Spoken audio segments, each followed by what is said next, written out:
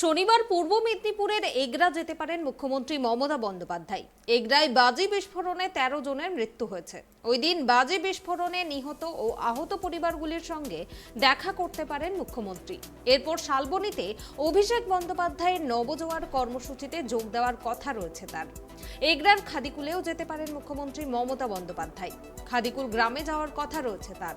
প্রশাসন সূত্রে খবর, হেলিকপ্টারে সেখানে পৌঁছাবেন মমতা বন্দ্যোপাধ্যায়। কথা বলতে পারেন সেখানকার স্থানীয় মানুষজনের সঙ্গে। পাশাপাশি বাজি বিস্ফোরণে নিহত ও আহত পরিবারগুলির সঙ্গে দেখা করতে পারেন তিনি। প্রসঙ্গত, গত 16ই মে মঙ্গলবার ভয়াবহ বিস্ফোরণে কেঁপে ওঠে পূর্ব মেদিনীপুরের এগরা। একটি বেআইনি বাজির কারখানায় বিস্ফোরণটি হয়। প্রাথমিক তদন্তে জানতে পারা যায়, রকেট বাজির পরীক্ষা করতে গিয়েই বিপর্যয় হয়েছে।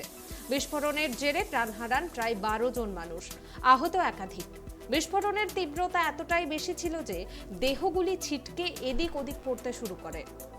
সেই ঘটনার পর প্রায় 2 সপ্তাহ কেটে গিয়েছে। এবার ঘটনাস্থলে যাবেন খোদ মমতা। খাদিকুল থেকে মুখ্যমন্ত্রী কি বার্তা দেন, নজরে এখন সেটাই।